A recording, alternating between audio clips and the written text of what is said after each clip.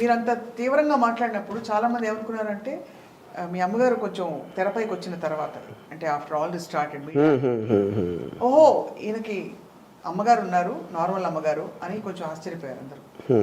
అంటే మీరు అప్పుడు తీవ్రంగా చాలా విషయాలు అంటే వాళ్ళ అమ్మ పెంపకంతో ఇలా పెచ్చగా తయారయ్యాడా అనే అనుమానం కొంచెం ఈ ఒక్కడే తెంగరోడు వాళ్ళు కాదు మాట అని క్లారిటీ వచ్చింది కొంచెం. అంతేగా అంతే.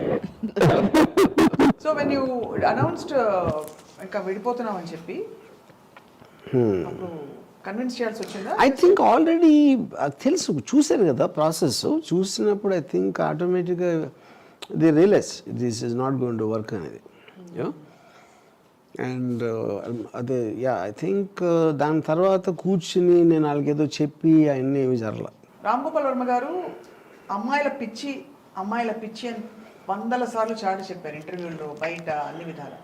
మీ మనసుకి ఏమనిపిస్తుంది? నాకు రాము తెలుసు కదా, నాకు అసలు ఏమనిపించదు.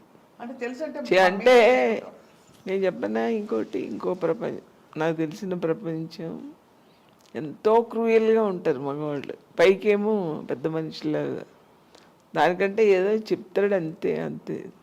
తనేమో ఎవరికి హాని చేయడు, ఎవరిని ఇబ్బంది పెట్టాడు, అది నాకు తెలుసు, నా మనసుకు తెలుసు. ఇప్పుడు రంగీలా సినిమా ఉన్నప్పుడు నాకు అమ్మాయి ఎంతో అందంగా కనపడింది, అమ్మాయిని చాలా అందంగా చూపించాడని. నెక్స్ట్ ఇంకోటమ్మా, ఇప్పుడు మన ఇళ్ళల్లో కూడా అమ్మాయిని అందమైన కోడలు తెచ్చుకోవాలంటారు కదా. అంటే అందమైన అమ్మాయి ఇంట్లో తిరుగుతుంటే ఇల్లు కలకలలాడుతుందని, అంతే కదా. ఎవరు అందమైన కూతురు కనాలని ఎవరిని నేను వినలేదు. ఉండాలని అనుకోవచ్చు, అది వేరే సంగతి. అంటే నిజమే కదా, ఒక అమ్మాయి వచ్చి లక్షణంగా అందమైన అమ్మాయి తిరుగుతుంటే మరి ఇల్లు కలకలలాడుతుంటుంది కదా. కానీ నేను ఒకటి చెప్తాను, నేను ఫస్ట్ టైం నేను నా కెరియర్లో రంగీలా సినిమాలో హీరోయిన్ని ఎక్స్పోజ్ చేశాను, ఆ బికినీలు ఇలాంటివన్నీ చేసాను. ఆ టైంలో నేను తీసినప్పుడు మాకు ఎల్డీ ప్లేయర్ ఉండేది. నేను అమ్మాయిని అబ్జర్వ్ చేస్తే అది one of the main reasons why did that. నేను ఉర్మిళని ఒప్పించగలటానికి కూడా రీజన్ అదే, ఆ టైంలో క్లోజ్ చేసుకోవడానికి. ఇప్పుడు సర్కైలో ఖట్యా లాంటి డేవిడ్ ధావన్ సినిమాలో మన పేరేంటి, కరిష్మా కపూర్ ఒక హార్డ్ సరి కైలో ఖట్టియా జాడ, ఆ kind of hard expressions mini స్కర్ట్లు వేసుకున్నప్పుడు అమ్మ ఎక్స్ప్రెషన్లో ఇలా కొంచెం మొహం చెట్లు చూసేది. నేను సింగింగ్ ఇన్ ద రెయిన్ లాంటి ఎల్డీ పెడితే దాంట్లో టెక్నికల్గా ఎక్స్పోజర్ చాలా ఎక్కువ ఉంది, అది మాత్రం ఫుల్ స్మైల్తో చూసేది. అప్పుడు నాకేమనిపించిందంటే వాళ్ళు ప్రైడ్ తీసుకున్నప్పుడు, కరిష్మా కపూర్ ప్రైడ్ తీసుకోవట్లా, ఏదో కమర్షియల్ సినిమా చెయ్యాలి కాబట్టి చేస్తున్నాం, ఆ వల్గారిటీ లిరిక్స్ చేయటానికి, అది మొహంలో రిఫ్లెక్ట్ అయ్యేది. అప్పుడు నేను అమ్మ ఎక్స్ప్రెషన్ బట్టి నేను ఊర్మిళకి చెప్పాను, నీలో నువ్వు ప్రైడ్ తీసుకుంటే నీకున్న బాడీకి అది అలా రిఫ్లెక్ట్ అవుతుంది. నీకు నచ్చినప్పుడు నువ్వు చేసినప్పుడు ఇలా రిఫ్లెక్ట్ అవుతుంది వల్గర్గా.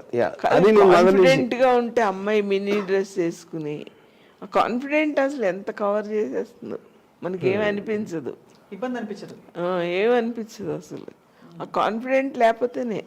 కానీ ఇది తెర మీద అమ్మాయిల గురించి మీరు చెప్తున్నారు. అమ్మాయిల పిచ్చి అంటే నేను అసలు అమ్మాయిల్ని అంటే కేవలం అంటే వాళ్ళని, నాకు అమ్మాయి ఫ్రెండ్స్ ఉండరు, నాకు అమ్మాయిలు అంటే I mean there is only one thing man and women should meet, ఇలాంటి స్టేట్మెంట్ చేస్తుంటారు. అప్పుడు మీకు ఇబ్బంది అనిపించదా? రామ్ గోపాల్ వర్మ గారు అంతే అంటారా? ఆయన ఎప్పుడైనా మీరు శోధించారా ఈ విషయం? నాకు అసలు ఎప్పుడు అది ఆ విషయం నాకేమీ అసలు ఇంపార్టెంటే అనిపించలేదు. ఇప్పుడు సడన్గా తట్టింది ఏంటంటే, ఇప్పుడు ఫస్ట్ టైం నేను అమ్మాయి అందం గురించి అమ్మ దగ్గరేనా, ఇందాక చెప్పాను కదా ప్రపంచంలో అత్యంత అద్భుతమైన అందం అని ఉట్టి స్త్రీలో ఉంటుందని మా అమ్మ చెప్పింది ఎవరికో, అది నేను విన్నా. ఇప్పుడు కూడా నేను అమ్మని చూసినప్పుడు ఒక రంగీలాలో ఊర్మిళ కానీ లేకపోతే ఏదో వేరే హీరోయిన్, అమ్మ ఎప్పుడు మెచ్చుకుంటుంది. అది తను ఏంటి మనం బికినీ వేసుకుందా లేకపోతే చీర కట్టుకుందా అని అందరినీ అందంగా చూస్తుంది అంతే.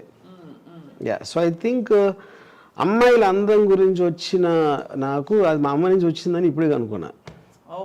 సో ఈసారి నుంచి నన్ను బ్లేమ్ చేయొద్దు. రాము ఫస్ట్ గర్ల్ ఫ్రెండ్ నేనే. ఎస్, ఎందుకంటే నన్నేమి హింసించకుండా బటన్ వేలు కింద పెట్టకుండా నా ఇష్టం వచ్చినట్టు జీవించడానికి నాకు ఒక ఫ్రీడమ్ ఇచ్చింది. యా సో అలా చూసుకుంటే కదమ్మా, ఇప్పుడు ఒక అమ్మాయి గురించి మాట్లాడుతున్నాం, అవతల పర్సన్ మెచ్యూర్డ్ పర్సన్ అనుకో మనకేమీ అనిపించదు, ఫ్రీగా మాట్లాడతాం కదా. అదే సగం సగం కొంచెం కొంచెం నాలెడ్జ్ తెలిసిన వాళ్ళతోటి మనం ఫ్రీగా మాట్లాడలేం, అంతే కదా. అవును, అలాగే రావుతో కూడా నాకు అలా అనిపిస్తుంది అంతే. తను చెప్పిన మాట్లాడుతున్నట్టే ఉంది, మెచ్యూర్డ్ పర్సన్ ఉన్నట్టు. మెచ్యూర్డ్ పర్సన్ మాట్లాడుతున్నాడు కదా అని నాకు అసలు ఎప్పుడు తర్వాత తన గురించి భయపడడం కానీ ఎప్పుడు భయం వేయలేదు నాకు. అంటే ఎలాంటి భయాలు? అంటే ఇప్పుడు ఆ సినిమాలు తీస్తాడు కదా, రక్త చరిత్ర అవి తీస్తే, ఓహో అలాంటివి అంటే కొంచెం మీరు అనేవి ఈ డేంజరస్ జానర్స్ లో కొంతమంది మూర్ఖులు ఉంటారు కదా, అసలు పార్టీ యజమాని చెప్పకపోయినా మధ్యలో వాళ్ళు ఏ చేస్తారు పిచ్చి పనులు. అలాంటి భయాలు కూడా మీరు అంటే అండర్ వరల్డ్ ఒక టైంలో అండర్ వరల్డ్ బెదిరింపులు వచ్చాయి అని అంటారు, నిజమేనా?